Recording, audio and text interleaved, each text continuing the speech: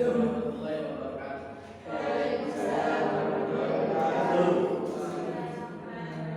Mari kita sebelum memulai pelajaran ini kita berdoa pakai sholawat bareng-bareng gantian gitu ya. Bismillahirrahmanirrahim. Bismillahirrahmanirrahim. Allahumma shalli ala sayyidina Muhammadin.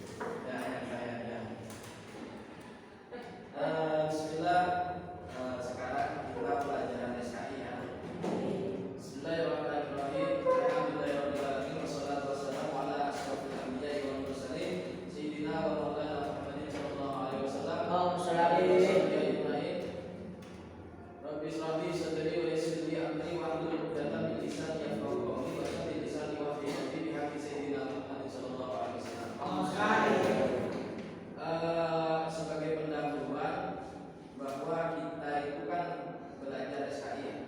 SKI itu intinya adalah sejarah atau cerita atau hikayat gitu ya. Hikayat yang mana hikayat ini adalah sejarah. Jadi ada hikayat yang mitos, ada hikayat yang sejarah. Dan yang kita bahas adalah hikayat yang sejarah. Kemarin kita tahu bahwa dalam Islam Wali Songo itu menyebarkan dengan wayang kulit, gitu ya. Dan juga banyak lagi hal-hal yang lain seperti contoh gamelan, yang mana gamelan itu merupakan bagian daripada pewayangan tersebut. Nah, di sini saya akan meneruskan yang kemarin tentang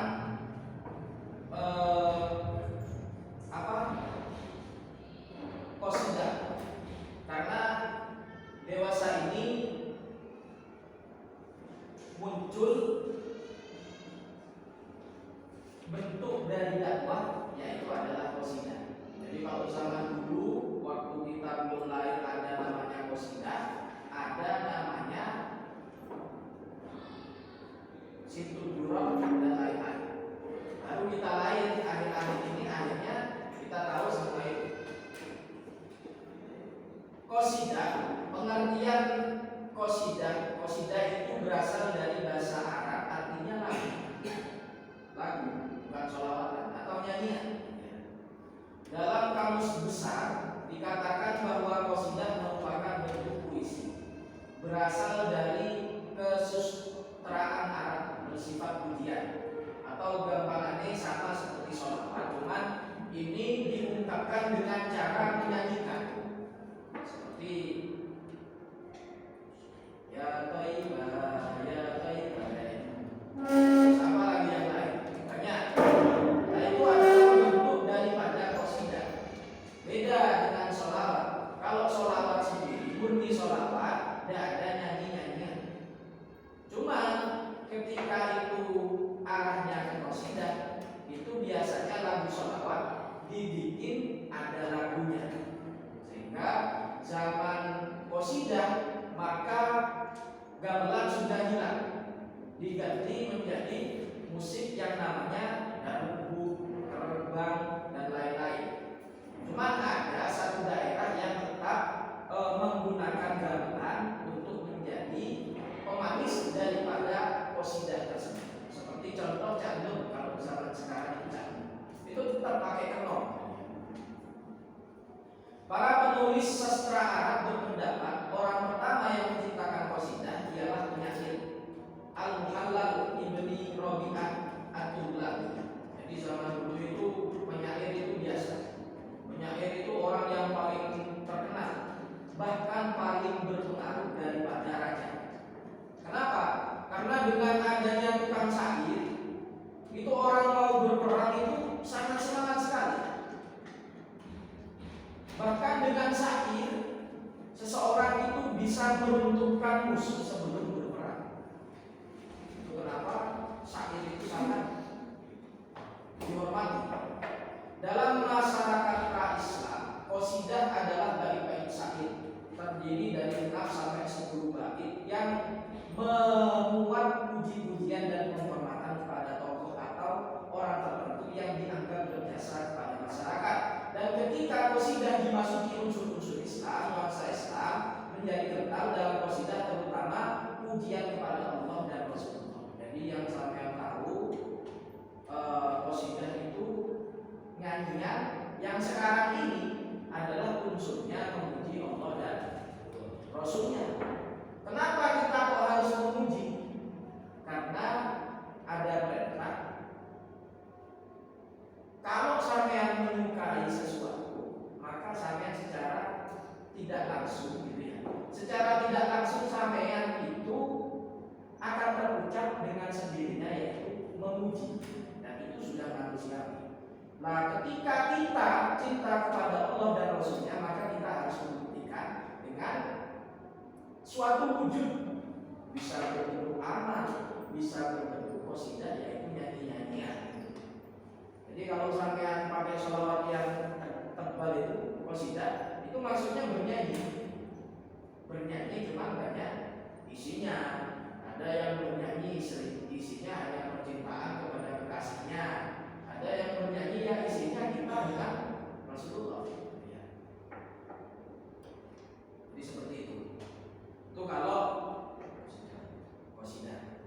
Beda lagi dengan nyanyian-nyanyian yang seperti dangdut dan yang lainnya. Itu masya Allah luar biasa. Qasidah mencapai puncaknya pada zaman Abbasiyah. Ini sudah ada di zaman Abbasiyah, zaman dulu. Cuman saking zaman dulu itu alat musiknya tidak begitu lengkap, hanya tak.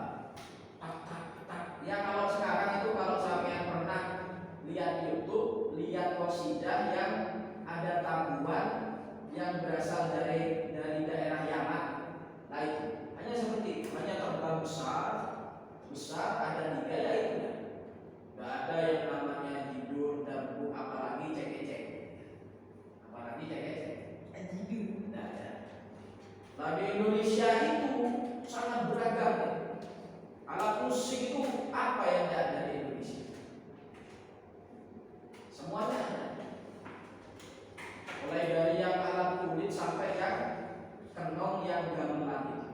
Bahkan kalau dibandingkan dengan daerah-daerah lain atau negara-negara yang lain, Indonesia itu termasuk Nusantara itu termasuk kerajaan yang sangat maju peradabannya. Sehingga satu-satunya daerah yang bisa menciptakan alat musik yang berasal dari besi adalah Indonesia. Tidak ada dulu Amerika, luar negeri atau dimanapun tidak ada alat musik dari besi, tidak ada. Hanya Indonesia. Nah itu kenapa mereka orang luar negeri kok maju-maju? Karena mereka ambil dari kita. Sebenarnya yang membuat meriah, adanya meriah awal mula itu adalah kerajaan Nusantara. Diambil oleh mereka, bahan-bahan kita semuanya yang untuk bikin itu diambil oleh mereka, dikembangkan akhirnya untuk menyerang kita juga. Kita itu sangat luar biasa, gitu ya. Seperti contoh qasidah Al-Busiri, Abidada Kuriji Ronim Bidi Salami. Nah itu qasidah. Itu nyanyiannya Imam Al-Busiri. Imam Al-Busiri itu seorang wali yang beliau itu ahli penyair. Beliau itu lumpuh seumur hidup. Akhirnya sebelum meninggal, tua-tuanya beliau bikin syair untuk Rasulullah. Syairnya sangat indah, mudah dan banyak faedahnya. Termasuk panglima kita, Pangeran Diponegoro itu mengamalkan burdah. Bahkan para habaib bilang, siapa yang mengamalkan burdah, maka dirinya dan keluarganya tidak tidak akan pernah kena kebakaran rumahnya. Dan tetangganya 40 rumah ke arah kanan, 40 rumah ke arah kiri, dan depan dan belakang. Jadi sampai kalau rumahnya tidak ingin kebakaran, amal mudah. Kalau sampai tidak ingin kena sihir pondoknya, amal mudah. Gitu. Nah, itu sangat banyak ya tentang syair-syair. Kalau di sini itu isinya ya Rabbi bil Mustafa balik maqasidana waghfir lana ma madha ya wasi'al karam waghfir ilahi li kulli muslimin bima yatluna fil masjidil aqsa wa fil haram bijahi man baituhu fi taibatil haram wasmuhu qasamun min azamil qasami wa hadhihi ruddal muhtar qad qudimat walhamdulillahi fi rizqin wa fi qadami abiyaduha qad atat sittina ma'ayatin fa bijliha karbana ya wasi'al. Jadi ada sebagian daripada mudah itu saya dikasih jasa oleh Habib Biliar. Siapa yang mengamalkan ini bisa menaklukkan harta. Cuman sampai bacalah seluruhnya, sampai yang niati untuk nyanyi untuk mewujudkan bukti daripada sampean cinta Rasulullah. Itu ya. Unsur qasidah, sebuah qasidah memiliki struktur pencitraan yang tertentu. Adanya unsur nasib atau ghazal, kerinduan pada kekasih, kampung halaman, atau berupa percintaan. Dan itu sudah normal. Bahkan anak sini saja kalau sampean rindu ke rumah, nangis, cuman sampean bedanya tidak bisa mewujudkannya secara nyanyian. Kok seandainya bisa mewujudkannya, mungkin sampean di kamar mandi juga nyanyi-nyanyi. Pacarnya diambil teganya, semua teganya.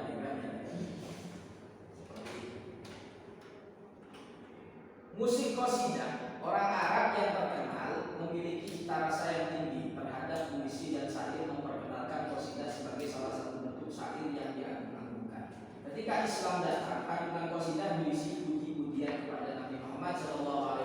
Para syair qasidah kemudian dilakukan dengan iringan musik yang belakangan dikenal sebagai musik qasidah.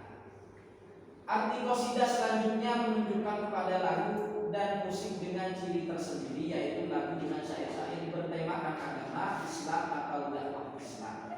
Biasanya lagu-lagu qasidah diiringi rebana tamborin. Kalau tamborin, tamborin itu kayak jidur, kayak terbang, cuman yang dibuat jidur. Tahu nggak? Tunggu.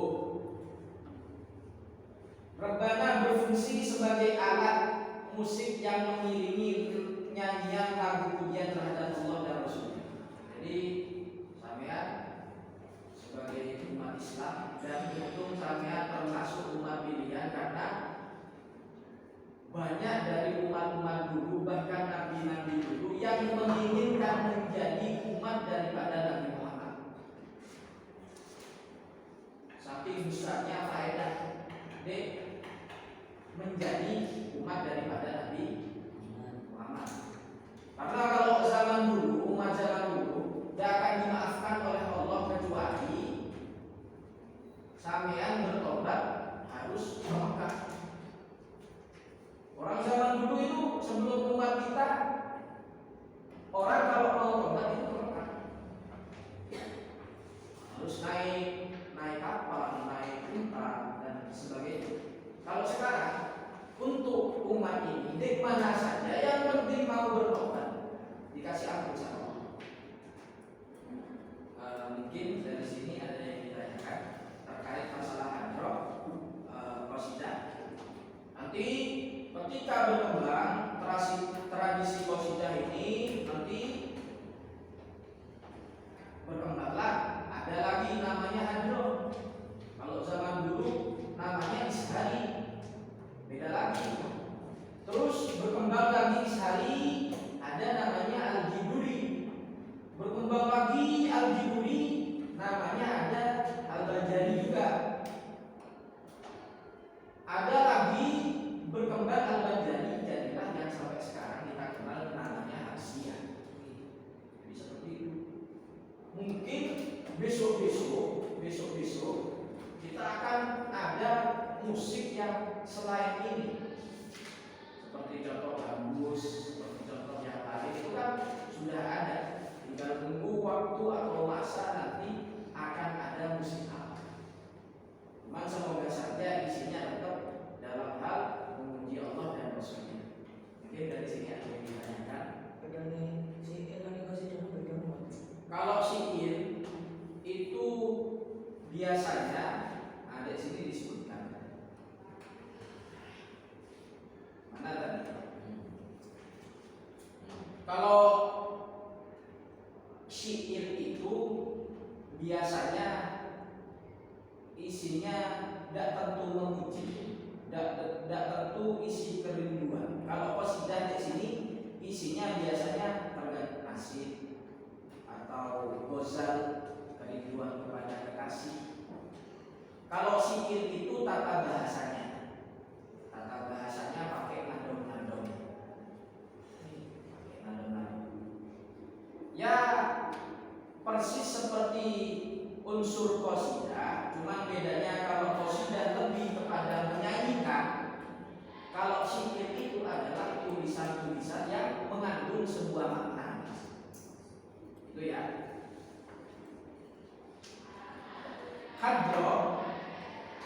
Hadroh berasal dari kata bahasa Arab yang berarti kehadiran. Dapat diartikan sebagai irama yang dihasilkan oleh bunyi rebana atau seni pembacaan sholawat yang diiringi dengan terbang atau rebana. Gerakan tarian dan pukulan oleh laki-laki. Kalau zaman dulu sampai lihat hadroh itu bukan hanya terbang seperti sekarang. Kalau sekarang kan kayak gitu. Kalau zaman dulu juga ada yang joget, bukan joget sih, nari kayak apa? Kayak balet, tari sufi, kayak tari sufi. Ada yang zaman dulu itu deh, yang gebrek-gebrek di atas kertas itu, sampai gini-gini kayak tari apa itu, ada. Nah kayak tari saman itu ada di Indonesia. Di Sumatera sampai sekarang masih ada. Dulu di zaman saya masih ada. Jadi orang sholawatan gini. Kayak orang bikin video itu. Jadi seperti itu. Unsur-unsur hadroh antara lain yang terpenting ya vokalis. Hadroh dan ada vokalisnya ya. Apa? Alat musik. Vokalis alat musik lagu. Masa ya ada vokalis, ada alat musik, cuma tidak pakai lagu. Pakai apa? Pakai suara. Pakai suara saja. Gitu. Tidak pakai lagu. Rebana adalah alat musik yang utama sebagai seni hadroh. Itu ya, kita tahu rebana ini sudah ada di masa abad ke-6 setelah waktu Kanjeng Nabi itu hijrah ke Madinah. Orang-orang pada menyambut dengan membuat alat musik yang berasal dari kulit unta yang disambung pakai pelepah apa ya? Pakai kayunya rumah. Jadi kayunya rumah dipotong klep, dilobangi, dikasih sambungan. Ketika Kanjeng Nabi kita hadir, jadi rebana itu diperbolehkan. Tarian khas seni hadroh yang dilakukan pada rodan itu biasanya ada di Islamiyah. Dan biasanya lagunya kan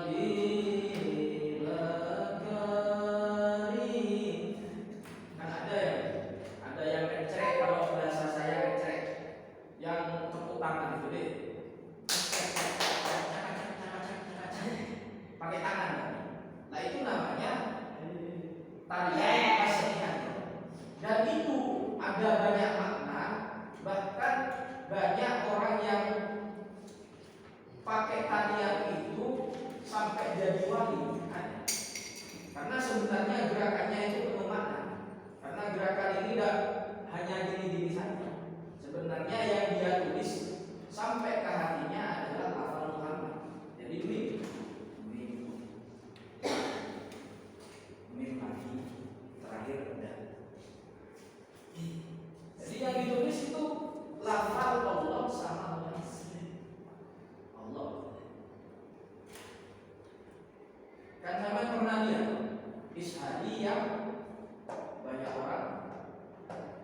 begini.